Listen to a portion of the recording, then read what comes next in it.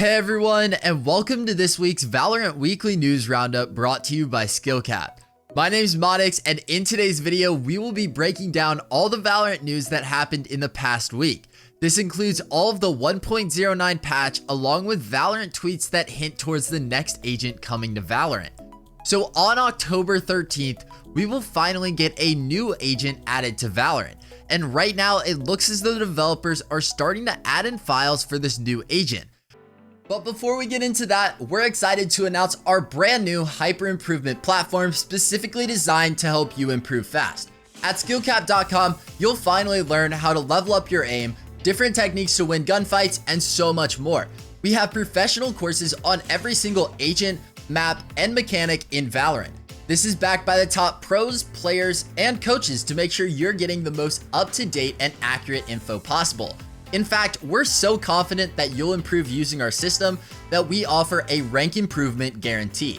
Check it out yourself in the link below. Simply put in what rank you're currently stuck at and find out what rank you're guaranteed by using our system.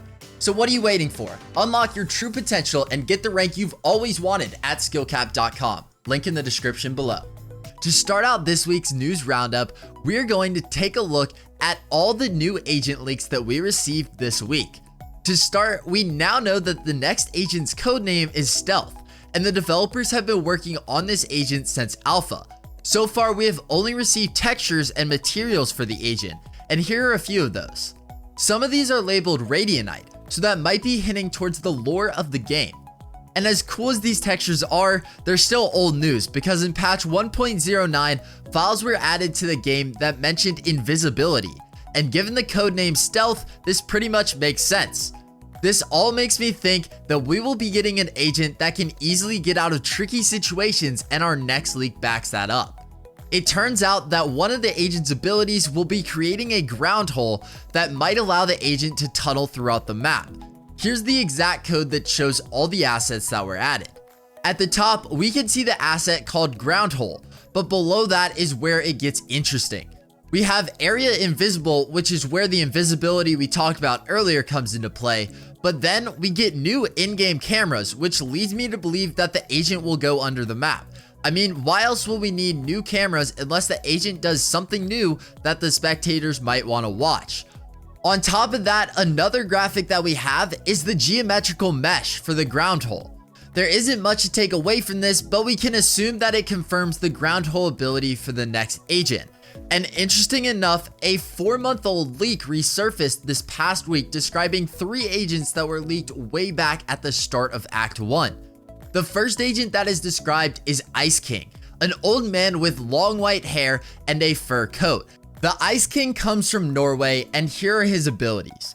To start, we have Ice Cage, which is a sphere that acts as a wall, but can also trap anyone that is inside when it's summoned. This cage is transparent and can be destroyed. The next ability mentioned is Ice Wall, a thin transparent wall that can be destroyed but won't be able to be walked on. This is similar to Sage's wall but without the boosting aspect to it. Next, we have Freeze Burst, which is like Phoenix's curveball except it explodes and deals damage and slows the players caught in it. These are all of the Ice King's normal abilities, but we still have his ultimate to go over, and this is Glaciate. This ultimate is similar to Breach's Rolling Thunder, but it can be used in open air. It is a shockwave of frost that travels through air and through terrain as well. It slows everyone hit, and the ground hit will slow everyone moving on it except for you. This is a very interesting agent concept, and there's a chance this could be our next agent. I know none of these abilities align with the added assets, but the devs have warned us in the past that they will add fake leaks to patches to throw off the data miners.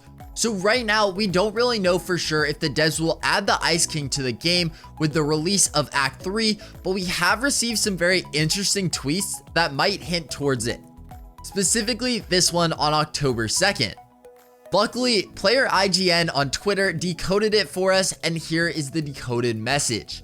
The decoded tweet reads, "It is cold over there. Bring a coat and forget the weapon." Now, looking back at the Ice King description, a key point is that he is wearing a coat with fur. This tweet is probably regarding him, but there is a possibility that it could be hinting towards a wintry map as well. so this map would come with the start of episode 2. This means that if we don't get the Ice King as our next agent in Valorant, then there is a really high chance that we receive him with the release of the next map at episode 2. What do you guys think about all this? Would you like to see a wintry map come to Valorant? Let us know in the comments of this video. If all this didn't convince you that the Ice King will get added to Valorant soon, maybe this next addition to the game will. Let me introduce you to Dan the Penguin, who can be found on the map Ascent towards the A bomb site. I don't know why Dan was added, but Dan's a penguin, and it is scientifically proven that most penguins live in the cold, so this hints even more towards a wintry cold season coming to Valorant. Now, going back to the other agent concepts leaked, we have Illusionist, who seems like the other possible agent to come with Act 3. Illusionist is like Cypher and sounds more like a woman. Her first ability is Camouflaged, where she copies the appearance of an ally for a brief duration. The next ability is called Stealth Skin, and during this ability, Illusionist can't be spotted by sensors like Owl Drone. However, Neural Theft, Cypher's ultimate, will still spot her. The final common ability is Decoy, and this creates a standing copy of Illusionist or one ally. This copy will aim, but won't shoot. Lastly, we have Illusionist's ultimate ability called Wall of Invisibility. This thin wall is invisible and transparent. Agents from one side of the wall can't see agents on the other side. It disappears shortly after it's activated. So although there is no ground hole, this agent sounds a lot like the stealth agent that the data miners found. We need to remember that these agents have been worked on since alpha, so there's a chance that some abilities were changed and replaced by ground hole. Like I said earlier, those two agents seem as the most likely choices for the devs to bring with Act 3, but we still have one more agent concept to go over, and this is Ghost, a young woman with a hooded cloak. Her first ability is called Trespass, and this allows Ghost to dash in a direction even through walls. This ability fails if there is no free space in the chosen direction, so basically it's a better jet dash. The next ability is called Mist, and this summons mist in a big sphere around Ghost. She's able to see clearly through it, but others have reduced vision. Inside of the mist, steps don't make sounds. The final common ability we have is called Haunting. This ability will summon a ghost from each corpse on the map. The ghosts are non-dangerous, but will move around without making sounds. So I guess this allows players to gain intel even when they are dead. Now moving on, we have Ghost's final ability called Revenant. This is where Ghost can use her ultimate within 5 seconds from her death. She comes back to life for 10 seconds, but she can be killed during this duration. Now these are all the agent links that we received in the past week, but I want to leave you all with a comment that Morello made regarding future agents coming to Valorant. Remember, we're looking to shake up Valorant with new possibilities in ways that fit the tactical loop of the game. What we introduce is going to be a bit disruptive. The learning curve of a new agent means that it matters. It's meaningful. It's going to add something to the game. And we think that's a lot better that we might have a bit of a learning curve, or it might be frustrating to learn how to play against, than it is that you go, why did we even add this thing at all? Why does this thing even matter? We want to set our own expectations within our roster and our game, ones that'll likely be spicy or feel maybe really inappropriate inside of another tactical shooter. The tactical loop is our foundation, but it is the start of our journey, not the end. Things like dashing reactively, healing after a fight, even classic stuff like blocking vision are things that provide exceptions to the tactical loop, the things that provide value. We use these things in sparse, limited doses or with strong constraints on them to make sure that when you can do them, it's not just about being able to do something cool, it's about allowing new strategies, new opportunities, and new possibilities for the game.